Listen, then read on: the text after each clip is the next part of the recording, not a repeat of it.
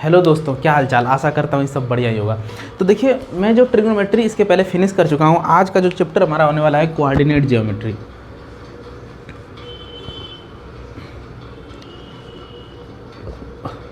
अब ये coordinate geometry क्या होता है, ध्यान दीजिएगा थोड़ा सा। मैं कोऑर्डिनेट ज्योमेट्री पढ़ाने से पहले आपको ये बता देता हूँ फ्रेम ऑफ रेफरेंस या फिर ऑब्जर्वर क्या होता है। जैसे मैं बोलूँ ये मार्कर है, क्या ये चल रहा है, तो हाँ ठीक है। अगर आप देखोगे बोले कि नहीं मेरे हाथ में रुका है, तो बोल देंगे कि हाँ रुका हुआ है। लेकिन सेम मार्कर को अगर अर्थ के मतलब धरती के बाहर से कोई देख रहा है तो क्या बोलेगा, चूँकि धरती भी चल रही है, उस पर रखा ऑब्जेक्ट उसको भी लगेगा वो चल रहा है। समझो, ऐसे समझो, जैसे मान लो ये हमारा अर्थ है, मैं यहाँ पर हूँ और हाथ में मेरे ये मार्कर है, ठीक है, ये हमारा मार्कर है ऐसा। अब मैं जब मार्कर को देखूंगा तो मुझे लगेगा कि रुका हुआ है, लेकिन अर्थ के बाहर कोई दूसरे प्लैनेट से जब इसको देखेगा तो चूंकि अर्थ जब चल रही है तो इसको भी लगेगा कि ये चल रहा है। कहने का मतलब क्या है, कहने का मतलब ये है कि किसी भी ऑब्जेक्ट की वेलोसिटी अब्सोल्यूट नहीं होती। अब इसका क्या मतलब है, इसका मतलब ये है कि वो डिपेंड करता है कि देख कौन रहा है। जैसे समझो दो ट्रेन है ऐसे साथ में चल रही हैं, ऐसे साथ में दो ट्रेन है, तो अगर ऐसे साथ में चल रही हैं तो इस पर बैठा और इस पर बैठा दोनों आदमी जब एक दूसरे को देखेंगे तो उनको लगेगा कि ना तो ये चल रहा है ना तो ये चल रहा है, उनके बीच की डिस्टेंस नहीं चेंज हुई है ना, तो वो चीज़ें रिलेटिव होता है। मैं एक दूसरे एग्जाम्पल से समझाता हूँ, जैसे मान लो दो लड़के हैं, एक लड़का इधर है ए और एक लड़का इधर है बी। दो लड़के हैं और बीच में एक कोई ऑब्जेक्ट रखा है, ये है हमारा बीच में ऑब्जेक्ट। समझ पा रहे हो ना। क्योंकि ध्यान देना, जो लड़का ए है, बॉय ए, ये कहेगा कि ऑब्जेक्ट मेरे राइट साइड में है, राइट में होगा, जबकि बॉय बी क्या बोलेगा, मेरे लेफ्ट में है। अब सही किसके लिए है, मतलब ये परफेक्ट किसके लिए है, मतलब कौन सही बोल रहा है। ये बोल रहा है कि मेरे राइट में ऑब्जेक्ट रखा है, जबकि ये बोल रहा है मेरे लेफ्ट में रखा है, तो ऑब्जेक्ट रखा कहाँ है, ऑब्जेक्ट मतलब कौन सही बोल रहा है, मतलब लड़का ए सही बोल रहा है या फिर लड़का बी सही बोल रहा है। तो सही दोनों बोल रहे हैं, लेकिन डिपेंड है कि हम किसके रिस्पेक्ट में बात कर रहे हैं। अगर ए के रिस्पेक्ट में बात करेंगे तो राइट में होगा, बी के रिस्पेक्ट में बात करेंगे तो लेफ्ट में होगा। तो सारा कहने का मतलब मेरे ये है कि हमें एक ऑब्जर्वर की ज़रूरत पड़ती है जिसके रिस्पेक्ट में हम चीज़ें बता पाएँ। थोड़ा समझो, ऐसे मान लो कि ये ऑब्जेक्ट के नीचे एक कोई ऑब्जेक्ट है, मान लो कोई सी है। अगर ए बोले कि सी के ऊपर, ध्यान देना, अगर ए जब देखे तो बोले सी के ऊपर ऑब्जेक्ट रखा है, और बी भी बोलेगा सी के ऊपर ऑब्जेक्ट रखा है। अब यहाँ पे लेफ्ट राइट का कॉन्सेप्ट ना आके सीधा ऐसे आएगा, तीसरे ऑब्जेक्ट के रिस्पेक्ट में अगर दोनों बोले तो वो परफेक्ट एक्सप्लेनेशन हो पाएगा ऑब्जेक्ट का। समझो ध्यान से, जैसे ए बोले कि सी के ऊपर रखा है, ठीक है, तो बी क्या बोलेगा, बी भी बोलेगा सी के ऊपर रखा है। अब दोनों को आंसर सेम हो गया क्योंकि ऑब्जर्वर सेम हो गया, ये फ्रेम जो सी है ना ये सेम है इसलिए। तो उसी तरीके से किसी ऑब्जेक्ट की पोजीशन बताने के लिए हमको कोऑर्डिनेट ज्योमेट्री, मतलब कुछ ऐसा, जैसे मान लो कि मैं बोलूँ कि एक आदमी है इधर से 5 मीटर पर खड़ा है, तो तुम बोलोगे सिंपली इधर से इधर चले जाओ, 5 मीटर पर चला है। लेकिन मैं बोलूँ नहीं, कोई आदमी इधर की तरफ है 5 मीटर, तो तुम्हें अब दो कोऑर्डिनेट बताने पड़ेंगे। पहला तो ये एक कोऑर्डिनेट, मैं अच्छे समझा देता हूँ, छोड़ो। कोऑर्डिनेट ज्योमेट्री बेसिकली क्या होता है, एक फ्रेम ऑफ रेफरेंस है, एक ऑब्जर्वर की पोजीशन बताने के लिए काम आता है। और ये इसमें जनरली दो एक्सिस होते हैं, दो लाइन होती है, एक को बोलते हैं एक्स एक्सिस और दूसरे को बोलते हैं वाई एक्सिस। ये एक्सिस होती है और एक्सिस की प्रॉपर्टीज़ क्या होती है, ध्यान देना। जैसे मान लो कि ये हमने कोई ऑब्जेक्ट रख दिया 0,0, ये अपना 10th में पढ़ के आए हैं, तो मैं थोड़ा सा आगे बढ़ जाता हूँ। आगे का मतलब क्या होता है कि इधर होते हैं 1 2 3 1 2 3 4 5 ऐसे डॉट डॉट, इधर होता है 1 2 3 4 5, इधर होता है -1 -2 -3, इधर होता है -1 -2 और ये -3 ऐसा। तो ऐसा करके होता है। अब ये एक फ्रेम ऑफ रेफरेंस है। अच्छा, फ्रेम ऑफ रेफरेंस मतलब कि ये एक ऑब्जेक्ट की पोजीशन बताने के लिए काम आता है। अच्छा, ये कैसे पोजीशन के लिए बात आता है कि मतलब इस बोर्ड पे कोई भी ऑब्जेक्ट रख दो, कहीं भी रख दो, इसके रेस्पेक्ट में हम पोजीशन बता पाएंगे। जैसे समझो मैं ऑब्जेक्ट को यहाँ रख दूँ तो इसकी पोजीशन बता पाएंगे। कैसे बता पाएंगे, इसमें एक्स डिस्टेंस जाएंगे और फिर यहाँ से वाई आएंगे, मतलब ये ओरिजिन से कितना इधर है तो ये डिस्टेंस एक हो जाएगा एक्स कोऑर्डिनेट, इसको बोलते हैं हम एक्स कोऑर्डिनेट। और फिर ये एक्स एक्सिस से कितना दूर है, that is the Y coordinate. Similarly मान लो कोई ऑब्जेक्ट यहाँ से इधर कहीं रखा है पी पर, तो यहाँ पर क्या होगा कि ध्यान देना 1 2 3 4, तो ये हो जाएगा 4, मतलब x जो है 4 पर है और बोल देंगे कि y जो है ये 3 पर है, तो इसका कोऑर्डिनेट हो जाएगा 4,3। 4,3 का मतलब होता है 4,3 का मतलब होता है कि x में वो 4 डिस्टेंस ऊपर है, मतलब x में 4 तरफ है और y में किधर है, उधर y में 3 है, मतलब कितना ऊपर है 3। तो इसी को बोलते हैं, इसको बोलते हैं x कोऑर्डिनेट, इसको बोलते हैं y कोऑर्डिनेट। अगर मैं जनरल की बातें करूं तो x, y लिख देता हूं, इसको बोलते हैं x कोऑर्डिनेट और इसको बोलते हैं y कोऑर्डिनेट,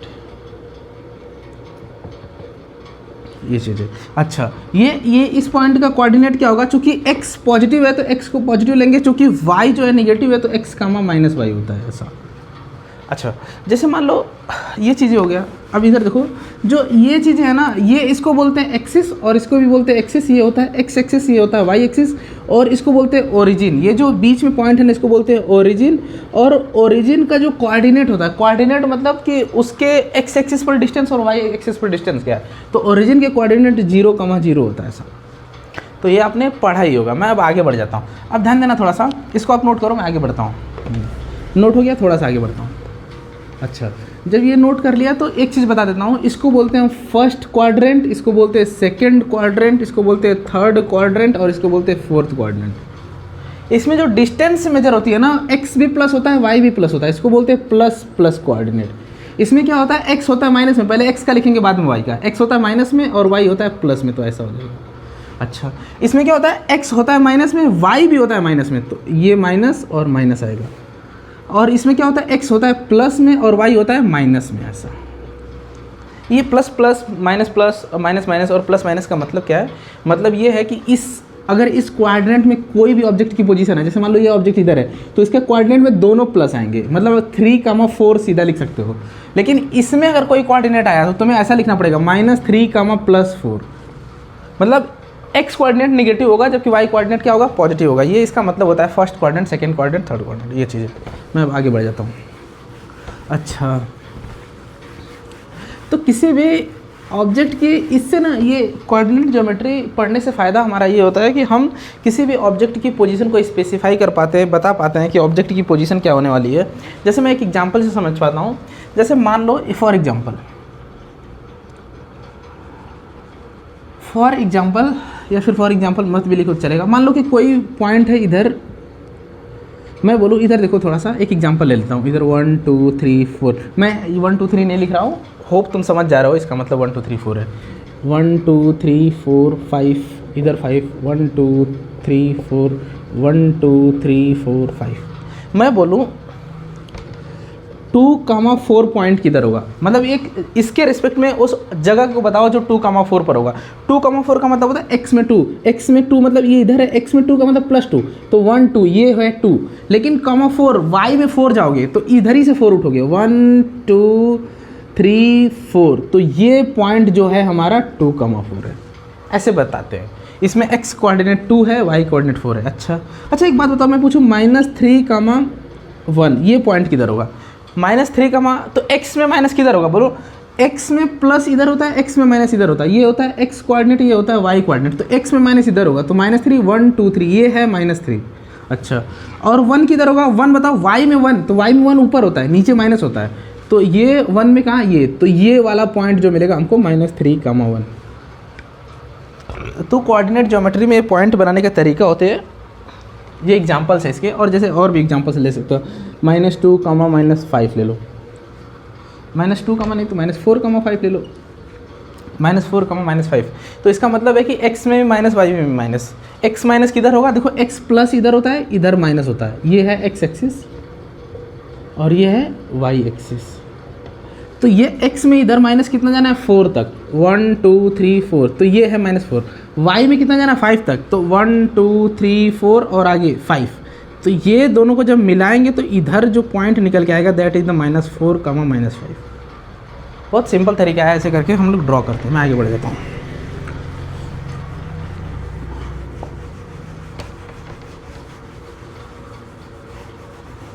अच्छा, एक हेडिंग करो डिस्टेंस फॉर्मूला।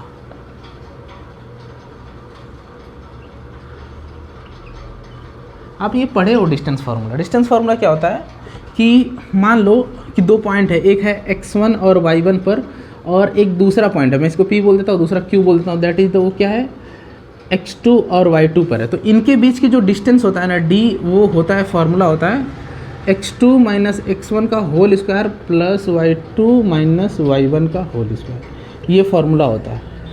इसको प्रूफ कैसे करेंगे? देखो, प्रूफ अगर करना है तो ऐसे कर लो। मान लो मैंने इधर x एक्सिस इधर y एक्सिस बना दिया। मान लो ये हमारा पॉइंट है P, इसका कोऑर्डिनेट है x1 y1, और ये हमारा पॉइंट है x2 y2 that is the Q। तो इनकी बीच की डिस्टेंस अगर d निकालना है तो कैसे निकालेंगे? ध्यान देना फिर से, क्वेश्चन ये है कि एक पॉइंट है P दैट इज जिसका कोऑर्डिनेट x1 y1 है, दूसरा कोऑर्डिनेट है Q जिसका कोऑर्डिनेट है x2 y2। अच्छा, x1 y1 का मतलब क्या होता है? x1 y1 का मतलब होता है, थोड़ा ऐसे ड्रॉ कर लो, तो x1 का मतलब होता है ये डिस्टेंस x1 और y1 का मतलब होता है ये डिस्टेंस y1। यही तो होता है ना कोऑर्डिनेट जैसे ये x1 y1 लिखा है, इसका मतलब है ये x1 होगा, ये y1 होगा। ठीक है, समझ में आ गया। अच्छा, x2 y2 का मतलब होता है कि ये जो डिस्टेंस है, ध्यान देना, ये जो डिस्टेंस है टोटल होगा x2 और ये टोटल जो होगा y2। अच्छा, हमको चाहिए ये डिस्टेंस d, कैसे निकाले? एक काम करता हूँ, ये ऐसे एक लाइन खींच देता हूँ। अब लाइन खींचूंगा तो ये हो जाएगा right angle triangle. Right angle triangle में मैं पाइथागोरस थ्योरम लगा सकता हूँ। पाइथागोरस थ्योरम का मतलब होता है कि d का square is equal to this square और फिर प्लस दिस स्क्वायर होता है। जैसे मान लो इसको मैं बोल दूँ p और इसको बोल दूँ मैं b, तो क्या होगा? d का square is equal to p square plus b square. इसको परपेंडिकुलर बोल दिया, इसको बेस बोल दिया। अच्छा, एक बात बताओ, ये डिस्टेंस होगा कितना? ये डिस्टेंस कितना होगा? ये तो पता नहीं है। देखो, पूरा पता है कि y2 है, यहाँ से यहाँ y2 है, तो ये कैसे निकाले? अच्छा, एक काम करो, ये पूरा अगर y2 है और ये y1 है, तो क्या ये भी y1 होगा? मतलब ये डिस्टेंस होगा y1 और ये पूरा होगा y2। तो मतलब y2 से ये अगर y1 माइनस कर दो तो क्या मुझे ये मिल जाएगा? हाँ, और यही तो p है, तो ये क्या मिलेगा? y2 minus y1 that is ये, तो मिल जाएगा p हो जाएगा y2 माइनस y1 और इसका स्क्वायर रहेगा प्लस। अच्छा, b कितना होगा? ये हाइट कैसे निकाले? देखो, पूरा है x2, ये पूरा x2 है यहाँ से यहाँ तक। x2 में से अगर x1 माइनस कर दूँ तो बचेगा ना यही मतलब b, तो ये हो जाएगा x2 माइनस x1 का। बहुत सिंपल है। तो ये आ जाएगा d square is equal to है, तो d इज इक्वल टू क्या आ जाएगा? इधर जाके स्क्वायर रूट हो जाएगा। ये बहुत सिंपल सा इसका प्रूफ होता है। इसको लिखो आप, इसको लिखो, मैं आगे बढ़ता हूँ। ठीक है, थैंक यू, मैं आगे बढ़ जाता हूँ। एक क्वेश्चन कर लेते हैं।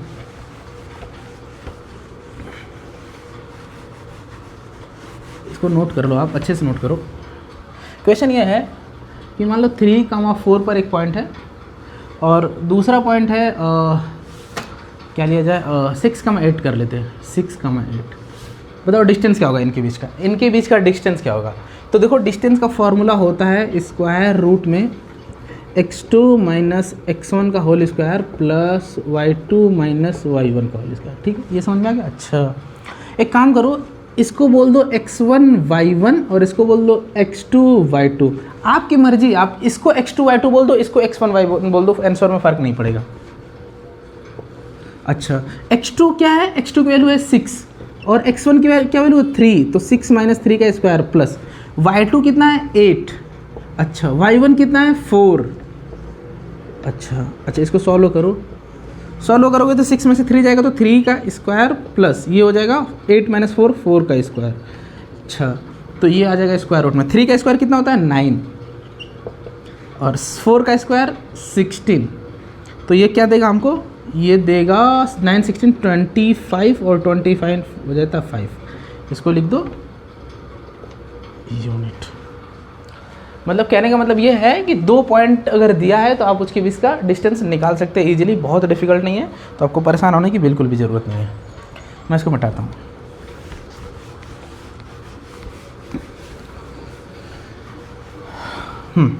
तो ये बातें हो गई कि कोऑर्डिनेट ज्योमेट्री में अगर 2 पॉइंट दिया है तो आप उनके बीच का डिस्टेंस निकाल सकते हो। थोड़ा सा मैं और आगे बढ़ जाता हूँ। आगे बढ़ने का मतलब अगर मान लो, मैं ऐसे फार्मूला के तौर पे दिखा देता हूँ। पहले डिस्टेंस फ्रॉम ओरिजिन क्या होता है? किसी पॉइंट का ओरिजिन से डिस्टेंस क्या होगा? तो ओरिजिन से जैसे मान लो, बातें नहीं, थोड़ा सा सॉरी फॉर दैट, मुझे लगा कि क्लास में ऑफलाइन चल रहा है, बातें नहीं। ये है x एक्सिस, ये है y एक्सिस। ठीक है, मान लो कि कोई पॉइंट है P, इसका कोऑर्डिनेट है x, y, तो अगर ये डिस्टेंस निकालना है हमें, तो डिस्टेंस इसको 0 0 हो जाएगा ना, तो डिस्टेंस सीधा आ जाएगा स्क्वायर रूट में X square plus Y square. ये तो बहुत सिंपल है। कैसे होगा देखो, मुझे सीधा पता चल रहा है कि x कम y है, तो इसका मतलब ये डिस्टेंस x होगा और ये डिस्टेंस y होगा, तो ये लगाओ ना पाइथागोरस थ्योरम, तो आएगा तो यही ना। सिंपल है। इस पर क्वेश्चन करना चाहो तो कर लो, क्वेश्चन करना चाहो तो आप कर सकते हो, मैं नहीं करा रहा। क्यों नहीं करा रहा? क्योंकि मेरी मर्जी है, मेरी मर्जी तो चलनी चाहिए, है कि नहीं बच्चों? मेरी मर्जी चलनी चाहिए कि नहीं चलनी चाहिए? ऑब्वियस सी बात है, चलनी चाहिए। देखो, तो ये बेसिकली हमने क्या क्या सीखा, कोऑर्डिनेट ज्योमेट्री सीखा, उसमें एक्स कोऑर्डिनेट क्या होता है, वाई कोऑर्डिनेट क्या होता है, ओरिजिन क्या होता है, फिर डिस्टेंस 2 पॉइंट्स के बीच में निकालना सीखा। उसके बाद हमने ये सीखा कि ओरिजिन से डिस्टेंस क्या होता है। उसके बाद अगर मैं थोड़ा सा आगे बढ़ूँ तो मैं स्लोप के बारे में बताऊँगा। स्लोप क्या होता है, इधर देखो स्लोप क्या होता है। स्लोप ना, जैसे मान लो, मैं बता देता हूँ स्लोप होता क्या है। मान लो ये है एक्स एक्सिस और ये है वाई एक्सिस, ठीक है, एक्स एक्सिस वाई एक्सिस। मान लो कि कोई लाइन ऐसे जा रही है, ये है कोई लाइन, रैंडम लाइन है। अगर ये एंगल थीटा बना रहा है, ये एंगल क्या बना रहा है? थीटा बना रहा है। अच्छा, तो जब जो इसका tan थीटा होता है ना, वही स्लोप होता है। स्लोप को जनरली हम m से लिखते हैं, और slope is defined as m is equal to tan theta. ये इसकी डेफिनेशन होती है। अब तुम्हारे दिमाग में क्वेश्चन आ सकता है, सर tan क्यों? ध्यान देना, स्लोप ना इसके बेंडिंग इंक्लाइनेशन को बताता है। थोड़ा समझो, जैसे जब तुम किसी रोड पे चल रहे होते तो रोड अगर ऐसे ऊपर की तरफ जा रहा है, जैसे पहाड़ पे, जैसे हिल स्टेशन एरिया में, अगर हिल एरिया में अगर आपका रोड है तो ऐसे ऊपर की तरफ बोलेंगे स्लोप बहुत ज़्यादा है, स्लोप बहुत ज़्यादा है। लेकिन अगर ऐसे है तो उसको बोलेंगे स्लोप नेगेटिव है, मतलब और नीचे की तरफ है, स्लोप नीचे है। लेकिन जो ऐसे है एकदम रोड, प्लेन रोड है, उसको बोलते हैं स्लोप 0 है। इसी तरीके से स्लोप बहुत ज़्यादा हो रहा है, मतलब जैसे जैसे थीटा की वैल्यू बढ़ाएंगे, ध्यान देना, जैसे जैसे थीटा की वैल्यू बढ़ाएंगे स्लोप बढ़ेगा, ये चीज़ है। लेकिन ध्यान देना थोड़ा सा एक बात, ये बहुत डायरेक्ट का रिश्ता है कि स्लोप बढ़ाओगे, देखो ऊपर, जब ऊपर तीर बनाता हो ना तो इसका मतलब बढ़ना, तो स्लोप बढ़ाएंगे तो सॉरी थीटा बढ़ाएंगे, मतलब ये एंगल बढ़ाएंगे तो स्लोप भी बढ़ेगा। तो ये बढ़िया परफेक्ट तरीके से अगर कोई इसको होल्ड करता है तो वो tan थीटा ही करता है, इसलिए मैं slope is equal to tan theta लिखता हूँ। बहुत बेसिक बात है। जैसे कि क्वेश्चन कर लेता हूँ। क्वेश्चन,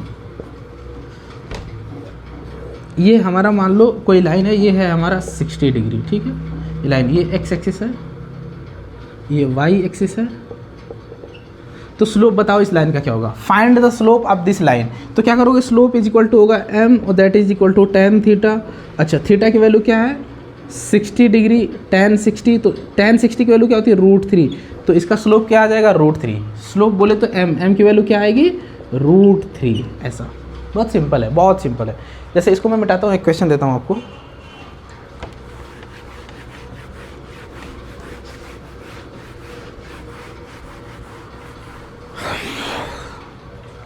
क्वेश्चन इधर देखो, क्वेश्चन ये फिर से मान लो, इधर देखो, मान लो कि मैं ये एंगल बोल देता हूँ 150 डिग्री है, ठीक है, ये एंगल 150 डिग्री। बताओ स्लोप क्या होगा? स्लोप क्या होगा? स्लोप इस लाइन का स्लोप क्या होगा? तो स्लोप इज इक्वल टू होता है tan थीटा और tan, अब थीटा की जगह क्या रखोगे? थीटा की जगह रखोगे 150। 150 जैसे ही रखोगे तुम्हारा आंसर हो जाएगा गलत। गलत इसलिए होगा क्योंकि स्लोप जो डिफाइंड होता है वो पॉजिटिव एक्स एक्सिस के साथ बनाए गए एंगल को लेना होता है, न कि किसी और एंगल को। ध्यान देना, यहाँ पे जैसे ये लाइन है ना, तो तुम्हें ये वाला एंगल लेना है। ये वाला एंगल का मतलब होता है पॉजिटिव एक्स, ये पॉजिटिव एक्स है, इधर की तरफ नेगेटिव एक्स होता है। तो पॉजिटिव एक्स और उसके साथ जो लाइन एंगल बना रहा है उसको लेते हैं। इसमें क्या है, जब तुम ये वाला एंगल लोगे तो ये नेगेटिव एक्स की तरफ है। जब नेगेटिव एक्स की तरफ है तो वो एंगल नहीं लेते, हमको ये वाला एंगल चाहिए।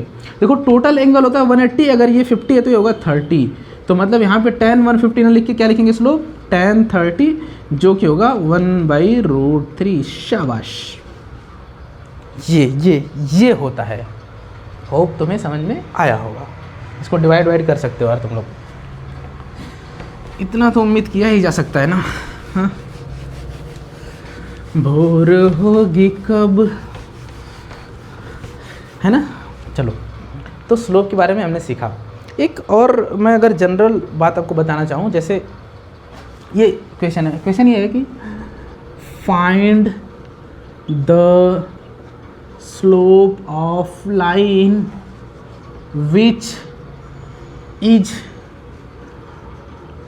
passes through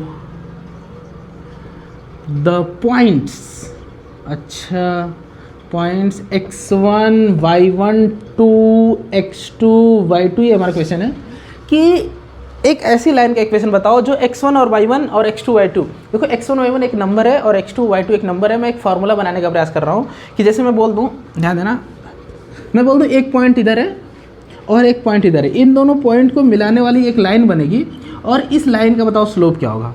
तो यहाँ पे एंगल नहीं दिया होगा कि तुमने डायरेक्ट tan थीटा का फॉर्मूला लगा और निकाल दिए, ऐसा नहीं होगा। क्या होगा फिर, यहाँ पे होगा सिर्फ दो पॉइंट दिए रहेंगे। जैसे यहाँ पे देखो दिया है x1 y1 और x2 y2, अब बताओ स्लोप क्या होगा। तुम्हारा दिमाग घूम जाएगा, क्यों? क्योंकि एंगल नहीं दिया है और तुम पढ़ते चले आओ स्लोप इज इक्वल टू होता है सर tan थीटा। तुम इस क्वेश्चन में ढूंढ लो थीटा कहाँ लिखा है, कहीं नहीं लिखा है। तो आओ मैं तरीका बताता हूँ तुम्हें, मैं इसीलिए तो आया हूँ ना तुम्हें तरीका बताऊँ। इधर आ जाओ, फिर से मैं बनाता हूँ इधर x एक्सिस और इधर बना देता हूँ y एक्सिस। तुमने बोला ठीक, मैंने भी बोला ठीक। इधर देखो ये जो पॉइंट है ये है, मान लेता हूँ कि x1 y1 है, ठीक। अब मैं इससे ये दूसरा पॉइंट ले लेता हूँ x2 y2। मैं जनरल पॉइंट बनाता हूँ, कोई दिक्कत है क्या? दिक्कत नहीं होना चाहिए। तो इन दोनों पॉइंट को मिलाने वाली जो लाइन होगी कुछ ऐसा होगा। अब इसका स्लोप बताओ। स्लोप कैसे बताओगे? ये लाइन जहाँ भी x एक्सिस को काटे, यहाँ काटा, तो ये वाला एंगल जो होगा उसका अगर तुम tan ले लो तो ये हमें मिल जाएगा स्लोप। लेकिन ये एंगल पता कैसे चलेगा? हमको सिर्फ दो पॉइंट पता है x1 y1 और x2 y2। अच्छा एक काम करो ना, इस लाइन के पैरेलल एक लाइन यहाँ खींच सकते हो क्या?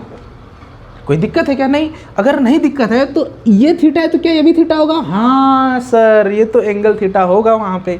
क्यों थीटा होगा? क्योंकि आपको पता है कि अगर दो पैरेलल लाइन है तो कोई भी लाइन इंटरसेक्ट करती है तो जितना एंगल ये होगा उतना ही एंगल ये होगा, है ना? ये तो पढ़े ही हो ना। अगर ये नहीं पढ़े हो तो फिर किसी काम के नहीं हो। तुम समझ में आ रहा है ना? समझो। तो ये एंगल और ये एंगल थीटा होगा। अच्छा इससे क्या फ़ायदा होगा? इससे फ़ायदा मैं बता रहा हूँ तुम्हें। एक यहाँ से परपेंडिकुलर लाइन इस पर खींच दो, फिर इससे क्या फ़ायदा हुआ? देखो एक ट्रायंगल बन गया। कैसा ट्रायंगल बन गया? Right angle triangle. Right angle triangle में तुम tan थीटा निकाल सकते हो सर। कैसे निकाल सकता हूँ सर? ऐसे निकाल सकते हो, परपेंडिकुलर बाई बेस। ओह लेकिन ये परपेंडिकुलर कितना है सर, ये बेस कितना है सर, कैसे निकालें? अभी तो डिस्टेंस फार्मूला में पीछे बताया मैं कि ये टोटल डिस्टेंस कितना होगा। ये x2 y2 है तो टोटल y2 होगा, और चूंकि ये x1 y1 है तो ये होगा y1 और ये पूरा होगा y2। हाँ सर ये तो बात आपने सही बोला। अच्छा ये टोटल होगा y2, अगर ये y1 है तो अगर ये y1 माइनस कर दूँ तो ये मिल जाएगा मुझे y2 minus y1। Oh my God, y2 minus y1। अच्छा ये है x1 और पूरा है x2, अगर इस पूरे x2 से x1 माइनस कर दूँ तो ये मिल जाएगा x2 माइनस 1। यही तो बेस है। हाँ सर इसका मतलब tan थीटा मैं लिख सकता हूँ slope is equal to tan theta, और ये हो जाएगा परपेंडिकुलर बाई बेस। परपेंडिकुलर होगा y2 माइनस y1 जबकि बेस होगा x2 माइनस x1। तो स्लोप का नया फॉर्मूला निकल के आ गया। समझ में आया क्या? अच्छा एक मिनट देखो, अगर एंगल दिया हो तो tan थीटा से कोई लाइन का अगर x एक्सिस के साथ सीधा एंगल दे दिया तो तुम तुरंत क्या करोगे? तुरंत लगाओगे tan थीटा और तुरंत निकालोगे स्लोप, ठीक है। लेकिन अगर थीटा नहीं दिया तो क्या करोगे? तब करोगे y2 minus y1 upon x2 minus x1। चलो क्वेश्चन करते हैं, इसको नोट करो थोड़ा।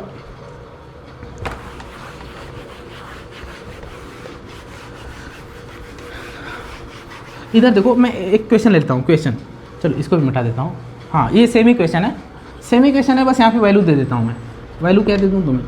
3,4 और 2 5,7 ले लो यार, कुछ भी ले लो तुम्हारी मर्जी, ठीक है।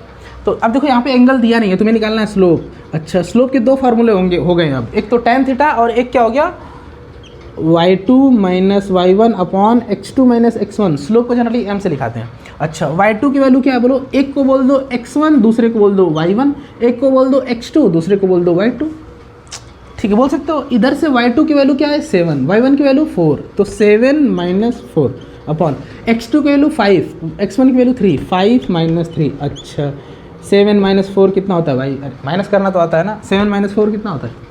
3, 5 माइनस 3 कितना होता है? 2। ये हो गया आंसर, ये हो गया हमारा आंसर। बहुत सिंपल है। आ जाओ आगे बढ़ते हैं।